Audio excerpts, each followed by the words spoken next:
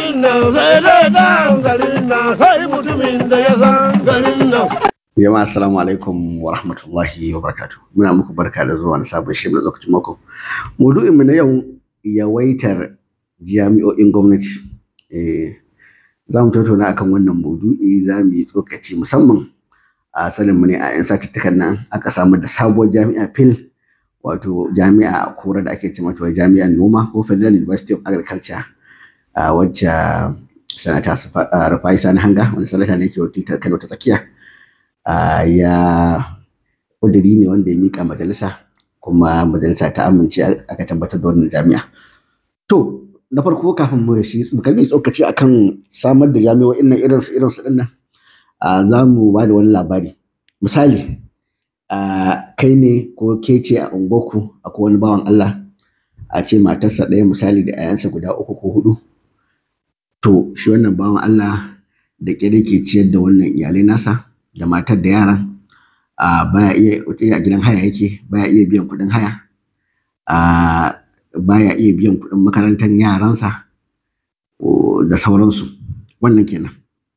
Sai kuma ka ji labari cewa yana nema zai ƙara mata, ko kuma ka ji labarin matarsa dillaliya adashi ta kawo wata atamfa mai tsada, matar ta karɓa bashi. To kaga idan ka ji wannan labari ko ka ji wannan labari ka ce ai wannan mai gida ba shi da hankali, ko kuma wannan mata ba ta da hankali. Ya za a ce shi mai gidan a ce baka iya ciyar da matarka, baka ciyar da yara, baka iya biyan kuɗin hanya, ko kuma kana biya da ƙyar, baka iya biyan kuɗin makaranta, kuma a ce zaka ƙara mata.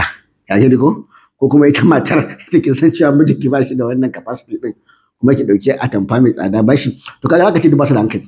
To abin da kusan gwamnatin tarayya take kenan. Tana da jami'o'inta wacce ta yadda ta ce ita fa ba ta iya kula da su ba. Kwanaki lokacin Obasanjo ma, dab da ƙarshen mulkin Obasanjo har zuwa ma lokacin Jonathan, cewa ake ma za a sai da jami'o'in na a mai da su hannun 'yan kasuwa, ba za a iya kula da su ba. To amma kuma in ka shiga jami'o'in nan zaka ga cewa kuma da ba a iya kula da su din. Wasu jami'o'in ma hatta kuɗin wutar lantarki, manyan jami'o'i ba sai an kama suna ba, na Zaria da na Kano da waye, da ƙyar suke iya biyan kuɗin wutar lantarki. Jami'o'in jiha ma yanzu kwanaki wata jami'a ta jiha Dangote ne ya biya mata kuɗin wuta. To a ce jami'o'in nan ba sa iya biyan koda kuɗin wuta ne, amma kuma a ce kuma maimakon a tsaya kuɗin da ake da su a kula da su, wasu kuma ake sababbin jami'o'i. To kaga kamar yadda in dai ka ce wannan magidancin da baya iya ciyar da iyalansa kuma yake nema ya ƙara aure ba shi da hankali, to wannan kuma za ka iya cewa gaskiya wannan rashin hankali. Wato me ke faruwa ne a wannan jami'o'in da suke ƙasa ma kenan kafin a yi sababbin. Kusan a farkon wannan gwamnati ta shugaba Tinubu an samar da sabbin jami'o'i da kuma colleges na dai jami'an nan tertiary institution da aka ce, wato makarantun gaba da sakandare, an samar da guda 12. Amma kuma duk da haka fa waɗanda suke ƙasa fa ba a iya kula da su ba. Ka gane ko? To wai me rashin kula din? Na farko ba kama da ɗaliban. Akwai jami'o'in da aka yi su wanda ba ma ɗaliban. Akwai jami'ar da zaka ga ɗaliban su ma bai kai 1000 ba, saboda me? Jiha ce karama. Ka zo ka mata jami'a guda 2. Kamar misali Jigawa, Allah altuba tare da girmamawa, Jigawa ba ta buƙatar jami'o'in federal government guda 2 ko guda 3. To za a yi idan zaka samu ɗaliban, so duk irin wani abu musiba kenan, ba ma ɗaliban na farko kenan. In ma akwai ɗaliban ba ka da wajen kwanan su. Yanzu akwai jami'o'i da yawa wanda zaka zo ka ɗauko ɗalibai, ba ka da hostels da zaka ajiye su. So da haka za ka ga yaro ya zo ɗan shekara 17, 18, wani sa'a kuma mace ce ma. Kaga mata suna da rauni, mace 'yar shekara 16, 17 ta bar iyayenta ta zo makaranta, amma ba ka da hostel da zaka ajiye ta. So da haka dole ta yi ta kama haya a gidajen unguwa, ko kuma irin hostel da 'yan kasuwa suke yi, ga ɗakin ta nan ga ɗakin namiji, a yi ta abin nan. To kaga irin wannan musifa ce. Na biyu, babu ma laboratory da workshops da ɗaliban nan za su je su karatu su samu ingantaccen ilimi, babu shi. Na uku, babu malaman ma baka da su.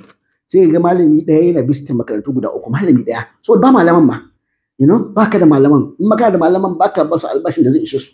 Yanzu ka shiga wata jami'a da ke da professors da yawa, za ka ga suna cewa albashin professor baya isansa. Ka gani ko?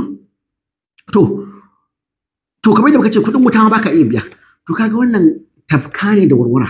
Maimakon a ce yanzu ita su jami'o'in da suke ƙasa a tsaya a inganta su a kula da su, me yasa su 'yan majalisu ake barin su suka yi ta samar yanzu an ce kudurori sun kai 200 na samar da sababbin jami'o'i me kula za ta yi wanda ya ta Federal University of Agriculture idan constituency project kake so ka yi ga project nan da yawa da za ka iya yi ba sai ka samar da jami'a ba wani kuma masifar da ake shine wai a yi upgrading college of education da koma jami'a kamar FCE da koma jami'a ai kowane ni a tunani na misali a san da nawa ilimi kowanne bangaren sa daban su primary college of education suna yin NCE da sauran abubuwa ba daidai ba a ce su koma suna yin digiri kamar harkar lafiya ne ai akwai nurse akwai wane ne akwai nurse din ma akwai kala akwai kuma likita tabbas a hierarchy din zaka cewa likita yafi to amma baya nuna cewa kuma nurse ba ta da amfani ko nurse ba shi da amfani so da kowa da bangaren sa ba daidai bane ne a tunani na fa a tunanin tsokacin mako ba daidai bane a rika mai da college of education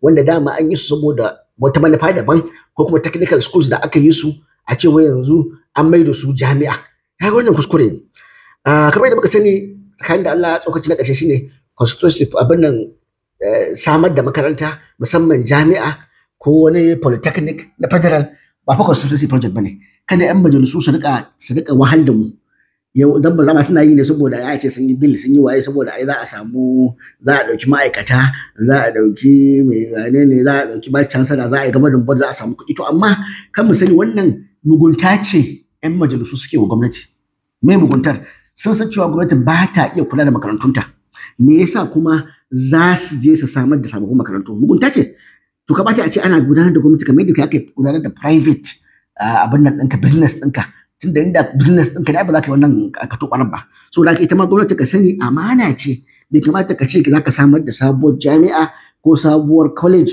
ta gwamnati tare da sanin cewa kai ba ka da ɗaliban ba ka da malaman ba ka da infrastructure ba ka da hostel ba ka da lab ba ka da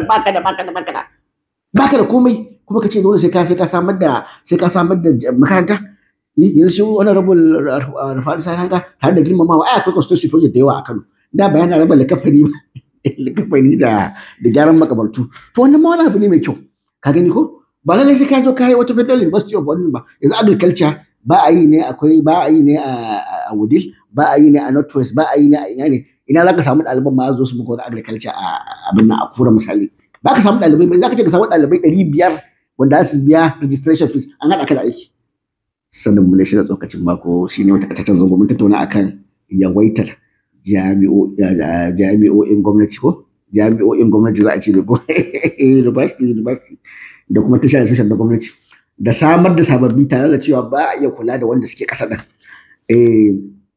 mun tattauna musamman samar da wannan jami'a da aka yi ta Federal University of Agriculture ta Kura saboda shinkafa ta Kura ta samu gata to za mu takaita a nan sai kuma wani satin kafin nan jama'a assalamu alaikum wa rahmatullahi wa barakatuh.